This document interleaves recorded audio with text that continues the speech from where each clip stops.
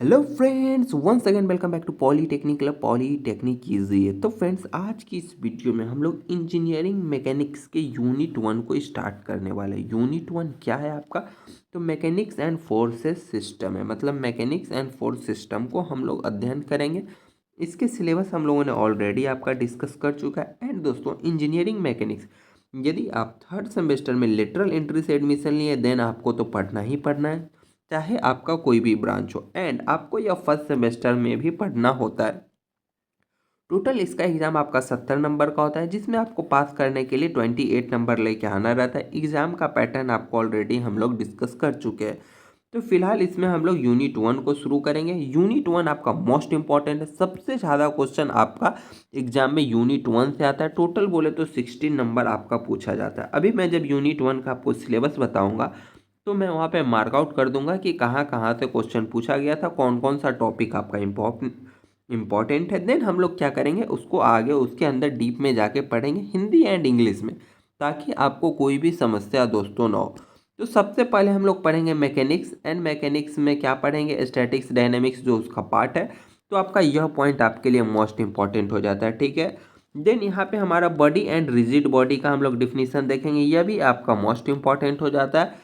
उसके बाद इससे हमारा जो 1.3 है, इससे एमसीक्यू आता है, स्केलर से, एसआई यूनिट से, फंडामेंटल क्वांटिटी से। यहाँ से आपको एमसीक्यू देखने को मिलेगा। एंड फोर्स वाले से ना, यहाँ से आपको एग्जाम में आपको न्यूमेरिकल देखने को मिलेगा, ठीक है। तो इसको आप लोग हाईलाइट करके रख लीजिए। फोर्सेस सिस्टम एंड क्लासिफिकेशन से आ जाएगा, ठीक है। फिर रिजोल्यूशन ऑफ फोर्सेस से भी आपको 4 नंबर का क्वेश्चन यहाँ पे देखने को मिलेगा। रिजल्टेंट से भी आपको देखने को मिलेगा एक क्वेश्चन। एंड फिर हम लोग का ये जो लॉ ऑफ पैरेललोग्राम है ना, यहाँ से भी या तो ये रहेगा या फिर रिजल्टेंट रहता है। यहाँ से 4 नंबर का रहता है। एंड ग्राफिकल में आपका बहुत ज़्यादा कम है, इसमें उतना ध्यान नहीं देंगे तो भी चलेगा। इसमें हमारा क्या है ना, फोर्स जो हमारा आता है टाइप्स में, concurrent force system, parallel, coplanar, तो थोड़ा सा क्वेश्चन आपका यहाँ से आता है, ठीक है। तो ये रहा इंपॉर्टेंट पॉइंट्स। अब हम लोग चलते हैं डीप में पढ़ते हैं एंड देखते हैं फिलहाल हम लोग इस वीडियो में कौन कौन सा यूनिट को कंप्लीट करेंगे।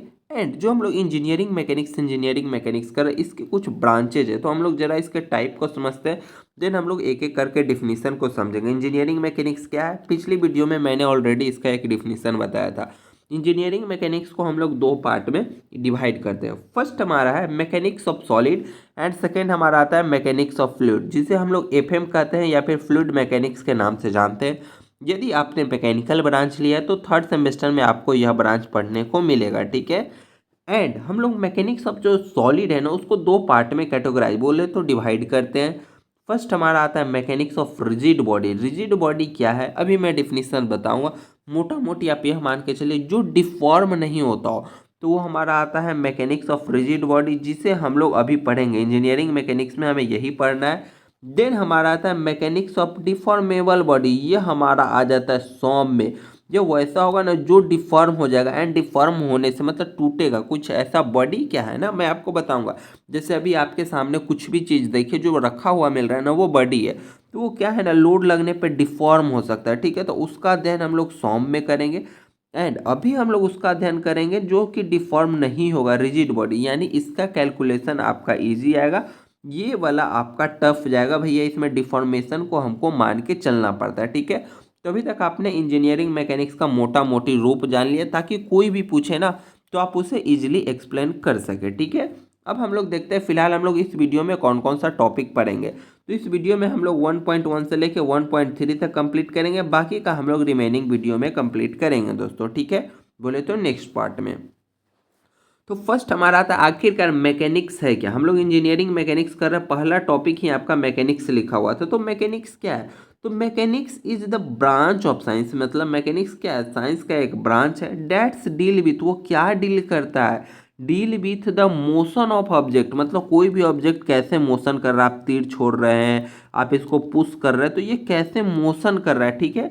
Motion with motion of object and the force that cause they move, मतलब फोर्स लगाने से वो कैसे मूव कर रहा है, हम लोग इस चीज़ का अध्ययन करते हैं। इट्स ऑल अबाउट अंडरस्टैंडिंग, मतलब ये क्या है, ये वो सब चीज़ है जिसमें हम लोग अध्ययन करते हैं, अंडरस्टैंडिंग समझते हैं। वाई थिंग्स मूव, मतलब कि कोई चीज़ आखिरकार मूव करता ही तो करता ही क्यों मूव करता है, उसके मूव करने के पीछे का रीजन क्या है। And what happened when force applied on them, क्या होगा जब आप इसको धक्का दीजिएगा देन क्या होगा। तो इन सभी चीज़ों का जहाँ हम अध्ययन करते हैं वही हमारा मैकेनिक्स हो जाता है। तो मैकेनिक्स क्या है, मैकेनिक्स को हम लोग यांत्रिक कहते हैं। यह विज्ञान की वह शाखा है ना जो वस्तुओं की गति, उन्हें गति देने वालों मतलब उससे जो गति दिया उसके बल का अध्ययन करते हैं। यह इस बातों को समझने के बारे में है कि चीज़ों क्यों चलती है, मतलब जैसे आप धक्का दिए तो वो क्यों चलती है, कैसे चलती है, हम लोग उन पे ही अध्ययन करते हैं। तो ये हमारा हो गया मैकेनिक्स।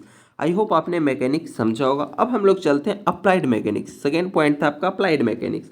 तो नाम से ही लग रहा अप्लाइड, यानी कि मैकेनिक्स को अप्लाइड कर दिया होगा, कुछ इस टाइप का लग रहा है ना, बोले तो प्रयुक्त यांत्रिक। तो जब हम लोग इसका डिफिनीशन पढ़ेंगे तो देखिए this is a practical application, मतलब क्या है, यह प्रैक्टिकल एप्लीकेशन है किसका, तो एप्लीकेशन ऑफ मैकेनिक्स, मतलब जो ये हम लोग मैकेनिक्स पढ़े उसको प्रैक्टिकली में अप्लाई कर रहा है to solve a real world problem. मतलब जो हम मैकेनिक्स में पढ़े ना उसको प्रैक्टिकल में अप्लाइड कर देना है। क्या कहलाता है हमारा applied mechanics, such as a design of building. जैसे मैकेनिक्स पढ़े उसके बाद एक बिल्डिंग का डिजाइन कर दिए कि ऐसा बिल्डिंग बनेगा, ब्रिज बना दी हम लोग कि ब्रिज हमारा ऐसे ऐसे रहेगा, इधर से गाड़ी जाएगा, ठीक है। फिर व्हीकल कैसे मूव कर रहा, गाड़ी कैसे चल रहा, कोई इंजन कैसे काम कर रहा। तो जो मैकेनिक्स में हम लोग पढ़े उसका प्रयोग कर दिए, उसे हम लोग कहते हैं अप्लाइड मैकेनिक्स।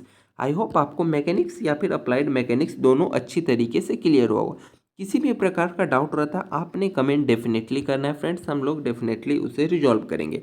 अब हमारा मैकेनिक्स को भैया कुछ पार्ट में कैटेगराइज करते हैं। तो कौन कौन से पार्ट में कैटेगराइज करते हैं, तो फर्स्ट हमारा आता है स्टैटिक्स। यह आपका मोस्ट इंपॉर्टेंट है, यहाँ से आपके एग्जाम में क्वेश्चन बनते हैं, हर बार पूछा गया। मैं आपको बताऊंगा, एक क्वेश्चन भी लेके आया हूँ PYQ का मोस्ट इंपॉर्टेंट, ठीक है।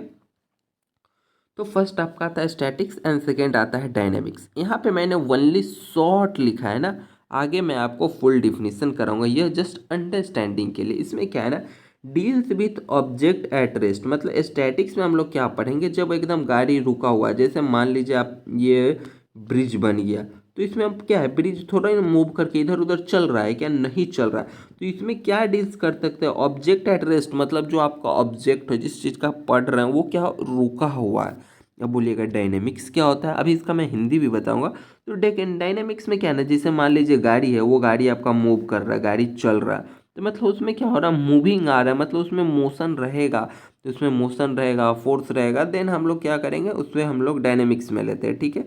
अब फिर डायनेमिक्स भी एक बड़ा ब्रांच है, इसको भी दो भाग में बांटना पड़ा, दो भाग में बांटा, एक डाले हम लोग कैनेटिक्स, एक डाले हम लोग काइनेमेटिक्स। तो काइनेटिक्स में क्या रहता है ना कि motion of object without considering the force, मतलब काइनेटिक्स मैं आपको हिंदी बताऊंगा। इसमें मतलब वैसे मान लीजिए आप यहाँ से हम मूव कर रहे हैं ना, हम उसमें नहीं देखेंगे, हम उसमें ये देखेंगे ही नहीं कि जैसे मान लीजिए आप यहाँ से गेंद मारे ना बल्ला से, यहाँ पे गया, हम ये नहीं देखेंगे कि बल्ला से मारने के कारण गया, मतलब कितना बल्ला, मतलब कितना न्यूटन का ही बैट्समैन, जैसे आपने कितना ताकत लगा के मारा, ये चीज़ हम देखेंगे ही नहीं।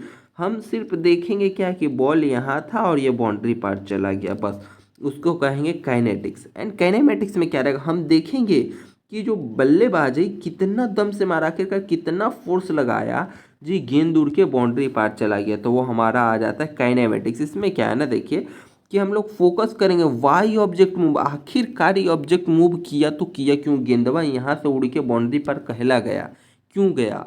एंड काइनेटिक्स में देखेंगे ना कि हाउ, मतलब कैसे गया, गुरुक गुरुक के गया या फिर उछल के एक बार में छक्का में चल गया, टच तो नहीं हुआ ना ग्राउंड में, तो मतलब चौवा गया कि छक्का गया। तो इस तरीके से हम लोग देखेंगे। आई होप आपको क्लियर हुआ हो। अब थोड़ा फुल डिफिनीशन देखते हैं, ताकि क्या हो ना कि हम लोग एग्जाम में लिख सके, ठीक है, क्योंकि ये आपका जरूरी है। एग्जाम में पूछेगा डिफाइन स्टैटिक्स डायनेमिक्स, ऐसे करके लिखा आता है। देन आपको एग्जाम में क्या लिखना है, तो आपको एग्जाम में दोस्तों यह लिख के आना है एंड 4 में 4 नंबर लेके आना है, ठीक है। स्टैटिक्स जिसे बोले तो स्थितिकी भी बोलते हैं, इसका डिफिनीशन क्या है, तो स्टैटिक्स इज अ सब ब्रांच ऑफ मैकेनिक्स। मैकेनिक्स क्या था, ब्रांच ऑफ साइंस, अभी क्या है स्टैटिक्स, उसके सब ब्रांच, मतलब मैकेनिक्स के अंदर आता है, ठीक है। द स्टडी ऑफ ऑब्जेक्ट, इसमें क्या करते हैं हम लोग, ऑब्जेक्ट का अध्ययन करते हैं। भाई कैसा ऑब्जेक्ट का अध्ययन करते हैं, तो ऑब्जेक्ट एट रेस्ट, मतलब ऑब्जेक्ट क्या हो, रेस्ट पे हो, और क्या इक्विलिब्रियम, इक्विलिब्रियम कहने का मतलब स्थिर हो, कोई मूवमेंट नहीं हो, कोई अंडर एक्शन नहीं हो रहा, और क्या equilibrium under the action of force, मतलब कि इस पे इधर उधर से बल लग रहा है तो वो कोई मूवमेंट में नहीं हो, बेचारा चुपचाप शांत हो। अब आप ध्यान दीजिए, क्या पुल में कोई मूवमेंट है, बेचारा एक जगह स्थिर खड़ा है, और क्या कर रहा है, उससे ऊपर आने वाले गाड़ी आ रहा है जा रहा है। तो ये क्या है, एक स्टैटिक्स हो गया। बिल्डिंग बन गया, बिल्डिंग में बीम वीम देखे होंगे ना घर में, वो बीम लगा हुआ है। आगे बीम क्या होता है, बीम कैसे लोड को लेता है, हम लोग आगे सीखेंगे भैया। अभी आज का फर्स्ट डे है तो ओनली जानिए कि क्या क्या टर्म्स आ रहा है, तो हम लोग का फर्स्ट में यही पढ़ना है, ठीक है ना। तो ये पुल है, तो ये पुल में क्या है, कोई मूवमेंट नहीं है, तो इसमें आखिरकार ये पुल खड़ा कैसे है। तो एक लोड देखिए इधर से लग रहा है, इधर से लग रहा है, इधर से लग रहा है, और पुल क्या है हमारा एक स्थान पे रुका हुआ है, तभी ना एक स्थान पे रुका, नहीं तो गिर नहीं जाता, गिर जाता ना।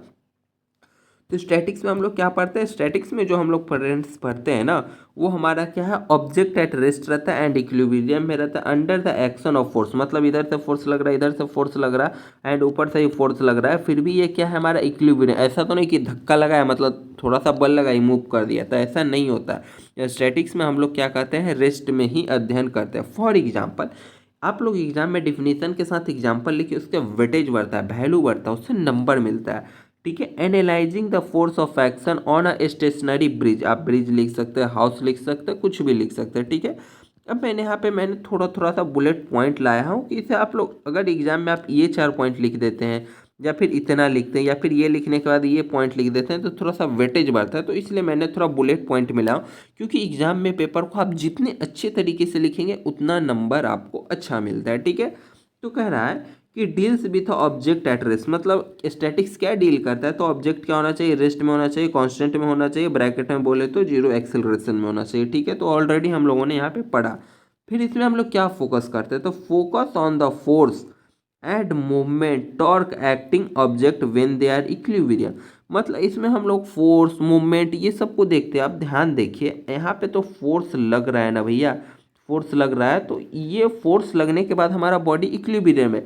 मूवमेंट भी लग रहा है, देखिए मूवमेंट मतलब वो घूमे नहीं, ऐसे ब्रिज है ये, तो चांसेस है ना ये ऐसे घूम के आ सकता है, ऐसे गिर सकता है, लेकिन मूवमेंट नहीं हो रहा है। क्यों? क्योंकि इधर से फोर्सेस लगा हुआ है। तो हम लोग यह फोकस करते हैं ना कि ये जो फोर्सेस लगने के बाद भी हमारा बॉडी क्या है, इक्विलिब्रियम है, ठीक है। फिर कह रहा है the net force and net movement on object are both zero. अब बोले नेट फोर्स और नेट मोमेंटम क्या होता है भैया, तो जरा ध्यान दीजिए। नेट फोर्स करने का मतलब है ना, नेट उस पर टोटल कितना लग रहा है। तो देखिए इधर से फोर्स लग रहा है, इधर से हमारा लग रहा है, इधर से लग रहा है, एंड ऊपर से भी तो लग रहा है ना कि ब्रिज हमारा क्या क्या है, गिरे नहीं। तो ये जो दोनों तरफ से फोर्स लग रहा है ना, हमारा एक फोर्स मान लीजिए ए लग रहा है, नीचे से बी लगा रहा है, तो वो दोनों एक बराबर है, तभी तो नहीं गिर रहा है ना। जैसे मान लीजिए आप किसी को खींच के रखें, कोई चीज़ आपके हाथ से थैली लटका हुआ है, तो थैली आपका नीचे प्रेशर लगा रहा है एंड हाथ उसको ऊपर खींच रहा है, देन थैली आपका बीच में मस्त घूम रहा है। आप मार्केट गए तो वो क्या हो गया, वो नेट फोर्स वहाँ पे जीरो हो चुका है, दोनों तरफ से बराबर फोर्स लग रहा है। तो बोल रहा है इसमें क्या रहता है, नेट फोर्स हमारा जीरो रहता है। बहुत अच्छी बात है, ऐसे लिखिएगा तो पॉइंट आपका बनेगा। ये सब बात आपका इस डिफिनीशन में लिखा हुआ है, ठीक ना, बट थोड़ा थोड़ा तोड़ दीजिएगा ना तो और अच्छा लगता है। Use to analyse the stable structure, इसका कहाँ यूज करते हैं, तो हम लोग एक स्टेबल मतलब एक स्थिर संरचना बनाने के लिए, जैसे बिल्डिंग हो गया, ब्रिज हो गया, ये सब बनाने के लिए हम लोग इसका उपयोग करते हैं। आई होप आपने स्टैटिक्स को समझा होगा। कुछ डाउट है कमेंट डेफिनेटली करना है। चलते हैं हम लोग डायनेमिक्स में। डायनेमिक्स क्या होता है, हमारा गतिकी। गतिकी में देखिए बेचारा यहाँ पे गाड़ी घूम रहा है, तो गाड़ी घूम रहा है तो ये क्यों घूम रहा है, कैसे घूम रहा है, ये हम लोग देखेंगे। और डायनेमिक्स हमारा 2 पार्ट का था, उसे हम लोग बाद में चलते हैं। पहले हम लोग समझते हैं इसका डिफिनीशन। तो डायनेमिक्स डील विथ, किससे डील करता है, deal with object in motion. ये ऑब्जेक्ट क्या है, आपका गाड़ी घूम रहा है, कैसे घूम रहा है, कितना आरपीएम पे घूम रहा है, स्पीड क्या है, ये सब हम लोग देखेंगे। तो object in motion and the forces causing the motion, आखिरकार इस गाड़ी को घुमा कौन रहा, भूत घुमा रहा है क्या, टर्जन वाला कार अपने आप घूम रहा है बिना इंजनों का, तो नहीं भैया, कुछ ना कुछ तो पावर लग रहा है, फोर्सेस लग रहा है, तभी मोशन आ रहा है। तो हम लोग उस फोर्सेस को देखेंगे। फॉर एग्जाम्पल, एग्जाम्पल दे रहा है स्टडिंग, मतलब हम लोग पढ़ेंगे motion of a car accelerating on a road. मतलब आखिरकार रोड पे ही गाड़ी घूम कैसे रहा। अभी आप बोलिएगा कि यहाँ तो रोड घूम रहा है, गाड़ी नहीं घूम रहा, कोई बात नहीं दोस्तों, विजुअलाइज करना है, ठीक है। अब इसमें पॉइंट वाइज आपको क्या लिखना रहता है, तो पॉइंट वाइज लिखेंगे। Deal with object in a motion, मतलब क्या डील करता है कि ऑब्जेक्ट हमारा क्या है, मोशन में है, एंड उस पर फोर्स लगाने के कारण कैसा मोशन आ रहा है। इट्स अ ब्रॉड ब्रांच, मतलब बोले तो यह एक बहुत बड़ा ब्रांच है mechanics, that include both kinematics and kinetics. इसमें हम लोग दोनों पढ़ते हैं, आगे चल के अभी हम लोग दोनों का डिफिनीशन देखेंगे। एग्जाम में सबसे ज़्यादा बार पूछा गया है काइनेमेटिक्स एंड काइनेटिक्स में डिफरेंस क्या है, देन हम लोग अभी डिफरेंस लिखना भी सीखेंगे। थर्ड पॉइंट है हमारा concern how object change their position velocity and acceleration, मतलब ये जो गाड़ी है ना आपका, ये अपने पोजीशन को कैसे चेंज कर रहा है, इसका वेलोसिटी क्या है, इस पे कितना का फोर्स लग रहा है, यह है। ठीक है, एक और मैं आपके लिए यहाँ पे पिक्चर लाया हूँ, जरा दोनों को देखिएगा। यह हो गया आपका स्टैटिक्स, इसमें देख रहे हैं रुका हुआ एक ब्लॉक यहाँ पे रखा हुआ। एंड डायनेमिक्स में क्या है ना कि ये ब्लॉक को एक आदमी मूव कर रहे हैं, यानी इसमें हम लोग मूविंग के बारे में देखते हैं एंड स्टैटिक्स में रुका के बारे में देखते हैं। अब यदि आपसे स्टैटिक्स एंड डायनेमिक्स में डिफरेंस पूछे तो आप दोनों लिख सकते हैं, इसमें क्या है इसमें क्या है। यदि डिफिनीशन पूछा जाए तो डिफिनीशन लिखेंगे। एग्जाम में आपसे दोनों पूछा जा चुका है, डिफिनीशन एंड बोले तो कि उसको डिफाइन करने का। ठीक है, एंड सबसे ज़्यादा बार, इससे ज़्यादा बार पूछा गया काइनेमेटिक्स एंड काइनेटिक्स में डिफरेंस पूछा गया। तो चलिए हम लोग डिफरेंस को लिखना सीख लेते हैं, आखिरकार डिफरेंस लिखते कैसे। स्टैटिक्स एंड डायनेमिक्स का ऑलरेडी पढ़ चुके हैं तो आप उसे ईजिली लिख लीजिएगा। ठीक है, काइनेमेटिक्स एंड हम लोग काइनेटिक्स की हम लोग बात करते हैं। ठीक है, तो फर्स्ट आता है हमारा डिफिनीशन। तो डिफिनीशन की हम लोग बात करें तो इसमें क्या, study of motion without considering force, मतलब इसमें हम लोग फोर्स को कंसीडर नहीं करते, वो हमारा क्या हो जाता है काइनामेटिक्स। मतलब हम जो बताए ना कि बल्लेबाज आपका गेंद मारा है, स्टार्टिंग में मैंने आपको डिफिनीशन दिया था कि यहाँ पे बॉल है, ठीक है, ये उड़ के चला गया बाउंड्री पार, ठीक है ना। तो इसमें क्या कि कंसीडर विदाउट फोर्स, मतलब बल्लेबाज कितना ताकत से मारा हमको उससे मतलब नहीं है, बॉल कहाँ पहुँच गया छक्का में, इससे मतलब है रुक के गया उड़ के गया। ठीक है, लेकिन जब हम कैनेटिक्स बोले तो गतिकी का अध्ययन करेंगे ना, गतिकी करने का, तो उसमें हम लोग क्या देखेंगे कि आखिरकार यहाँ पे देखिए कंसीडरिंग ऑफ फोर्स, मतलब बल के प्रभाव, आखिरकार आप कितना ताकत से मारे थे जो बॉल जो है आपका छक्का गया या चौका गया। ठीक है, तो यह रहा पहला डिफिनीशन, हम लोग ये लिखेंगे। फोकस एरिया, मतलब इसमें फोकस किस पे करते हैं, तो focus only displacement velocity and acceleration, मतलब ये कितना तेजी से यहाँ पे पहुँच गया और कितना दूर गया, स्पीड कितना था, मतलब क्या सेकेंड में उसको छक्का पहुँचने में कितना टाइम लगा, कितना कहते हैं, मतलब बोले तो बॉल कितना स्पीड में यहाँ से वहाँ तक पहुँच गया, गुरुक के गया, उड़ के गया, तो यह देखेंगे। लेकिन जब हम लोग कैनेटिक्स का अध्ययन करेंगे तो focus on cause of motion, आखिरकार ये बॉल क्या अपने से उड़ के चला गया, वो टार्जन वाला गाड़ी था क्या कि बिना मतलब में अपने से बिना इंजन के चला गया, तो कोई ना कोई फोर्स लगा होगा, यहाँ कोई बल्ला रहा होगा, बल्लेबाज रहा होगा जो दिया होगा एकदम घींच के बॉल पे, तो उड़ के गया होगा। तो हम लोग फोर्सेस पे अध्ययन करेंगे कि आखिरकार कैसे गया। ठीक है, फिर हमारा थर्ड पॉइंट है कि कंसीडर ऑफ फोर्सेस, मतलब क्या करते हैं, इसमें हम लोग फोर्स को कंसीडर नहीं करते, इसमें हम लोग फोर्स का कंसीडर करते हैं, मतलब इसमें फोर्स का अध्ययन करेंगे, इसमें फोर्स का अध्ययन नहीं करेंगे, ओनली देखेंगे बॉल उड़ के चला गया, कैसे गया, कौन मारा, कहला मारा, हमको नहीं मतलब है। ठीक है, नेक्स्ट 4 पॉइंट है अप्लीकेशन, तो इसका यूज कहाँ करता है, यूज इसका कहाँ करता है हम लोग, ज्योमेट्री ऑफ मोशन, मतलब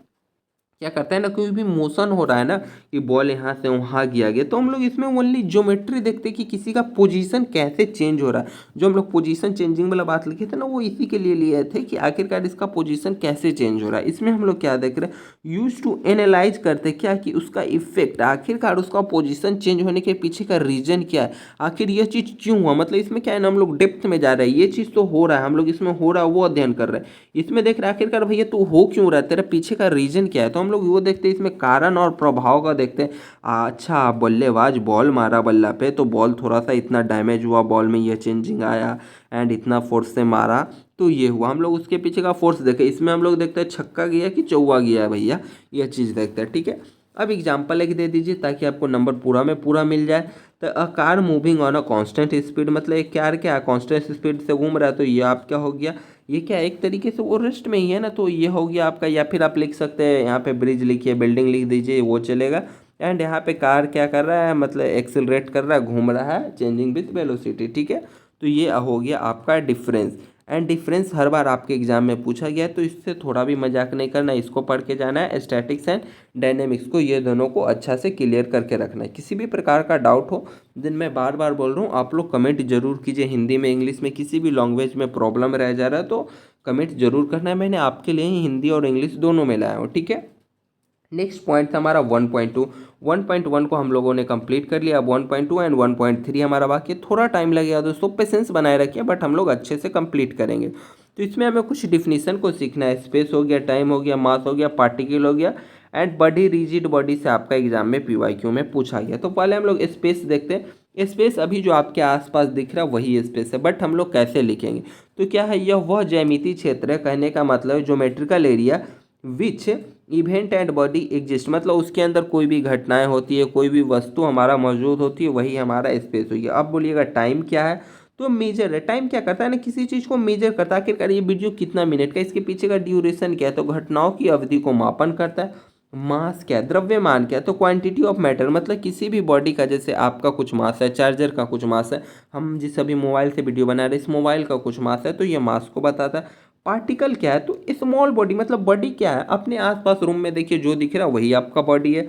तो बॉडी क्या है, सॉरी, पार्टिकल क्या है? तो पार्टिकल क्या है? स्मॉल बॉडी, एकदम मतलब छोटा वाला बॉडी है, जिसके पास मास तो है, मतलब साइज तो है उसका, मतलब उसका मास है, लेकिन साइज उसका नेग्लिजिबल, एकदम तन्नी को खत्म चीज़ है, जैसे एकदम छोटा चीज़ को हम लोग जैसे बोलते हैं पार्टिकल। ठीक है, तो आई होप आप ये तीनों समझे होंगे।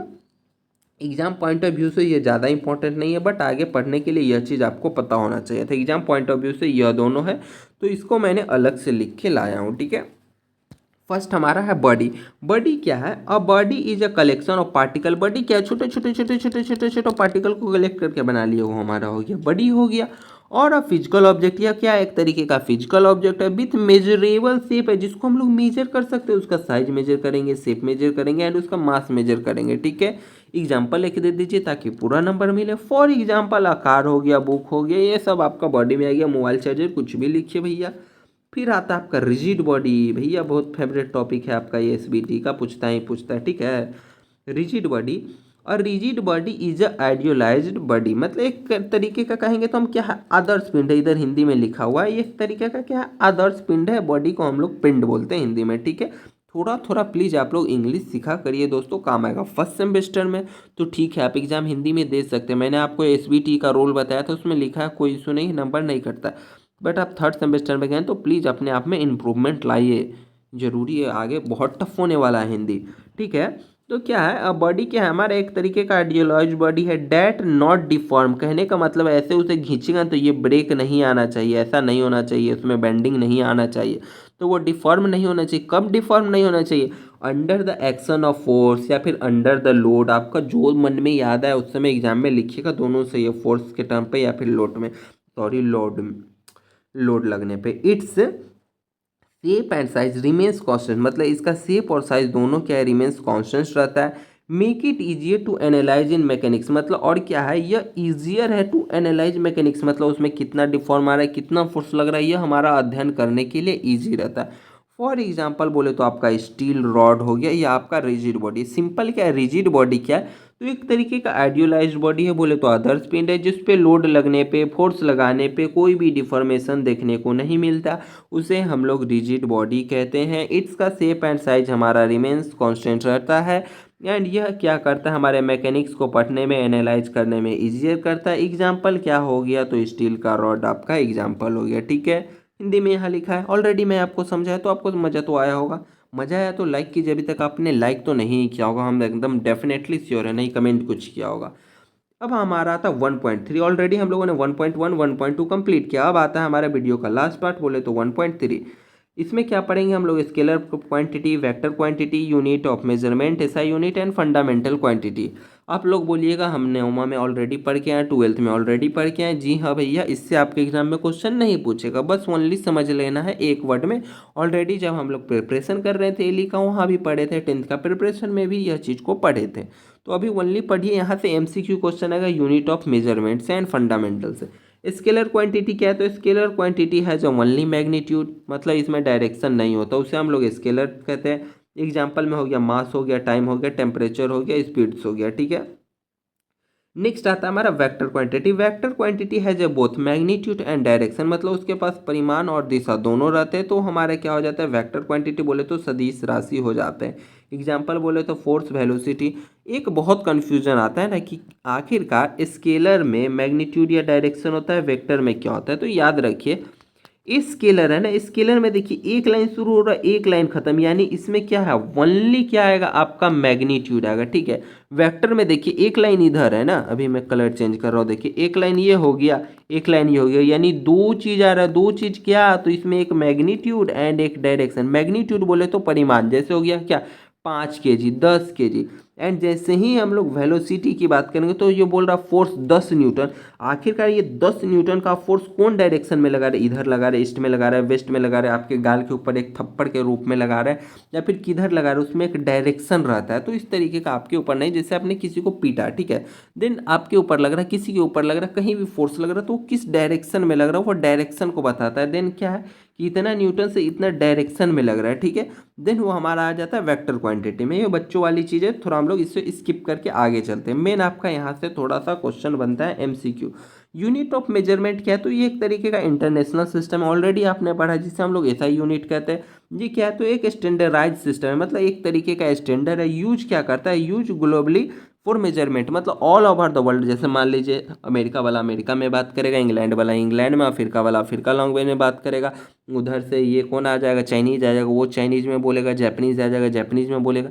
तो हम लोग क्या है कम्युनिकेशन डिफरेंट हो जाए, हम लोग समझ नहीं पाएंगे, अच्छा ये लोग दूध को लीटर में मापता है उधर केजी में मापने लगेगा, भाई सिस्टम ही बिगड़ जाएगा। तो क्या है, तो इस सभी चीज़ों को हम लोग स्टैंडर्ड यूनिट में मेजरमेंट करते हैं, ताकि क्या रहे ना, इंश्योर कर सके कंसिस्टेंसी, मतलब एक तरीके का लगातार, मतलब सुचारू तरीके से, मतलब एक रूप से क्या कर सकते हैं हम लोग अपने कम्युनिकेशन को, कैलकुलेशन को सही तरीके से कर सके, कैलकुलेशन में कंसिस्टेंसी बोले तो एक रूपता लेके आ सके, सबका एक रूप हो, ठीक है। तो इसके लिए हमारा ऐसा यूनिट है जिसमें ऑल ओवर द वर्ल्ड वह सेम रहता है, ठीक है। उसके बाद हमारा था फंडामेंटल यूनिट, बोले तो मूलभूत इकाइयाँ, मूलभूत राशि के नाम से हम लोग इसे जानते हैं, ठीक है। ये क्या है, these are the basic unit that independent, मतलब क्या है इंडिपेंडेंट है, defined and not derived from other, मतलब ये किसी पे डिपेंडेंट नहीं है, फंडामेंटल ये अपने पे डिपेंडेंट है। ये 7 होते हैं, ये 7 फंडामेंटल है, आगे मैं आपको बताऊंगा 7 कौन कौन सा है, मैंने नेक्स्ट पेज में लिखा है, क्योंकि वहाँ से आपके एग्जाम में PYQ है, तो उसको मैंने थोड़ा अलग करके थोड़ा ज़्यादा फोकस किया, ठीक है। तो फंडामेंटल क्या है, यह बेसिक यूनिट है, ये क्या है इंडिपेंडेंटली है, किसी पर डिपेंड नहीं करते, किसी से डिवाइड मतलब डेराइव मतलब किसी से उत्पन्न नहीं होते। डेराइव क्वांटिटी क्या होती है, तो ये हमारी व्युत्पन्न राशि होती है। यह क्या है ना, यह मूलभूत राशियाँ से अपटेंड की जाती है, मतलब उसी से हमारा यह बन के आता है। जैसे हो गया एरिया, एरिया क्या है, तो एरिया आप देखिएगा तो लेंथ इंटू ब्रेथ, यानी दोनों क्या है लंबाई गुने लंबाई ही हो गया ना। तो ये क्या हो गया फंडामेंटल से ड्राइव होके आ गया, एरिया हो गया, वेलोसिटी हो गया, फोर्स हो गया। तो ये सब आपकी क्या है ड्राइव क्वांटिटी, जो क्या होती है ऑब्टेन होती है, किससे ऑब्टेन होती है, फंडामेंटल से। आई होप आपको क्लियर हुआ, डिफिनीशन पे ज़्यादा ध्यान नहीं देना, अंडरस्टैंडिंग आपको पता होना चाहिए। यहाँ से एमसीक्यू बनेगा, एमसीक्यू बनेगा, तो एमसीक्यू आपसे यह बनेगा टोटल हमारे पास कितने फंडामेंटल क्वांटिटी है, तो टोटल हमारे पास कितने हैं, अब बोलिएगा 7 है। कौन कौन सा हो गया, तो मास हो गया, लेंथ हो गया, टाइम हो गया, टेम्परेचर हो गया, करंट हो गया, ल्यूमिनेस इंटेंसिटी हो गया, अमाउंट ऑफ सब्सटेंस हो गया। आपको इसी तरीके से याद होना चाहिए। इसका क्या पूछा गया था एग्जाम में, सिंबल पूछा गया था एंड एसआई यूनिट पूछा गया था। एक बार लुमिनस का पूछा जा चुका है, एक बार अमाउंट ऑफ सब्सटेंस।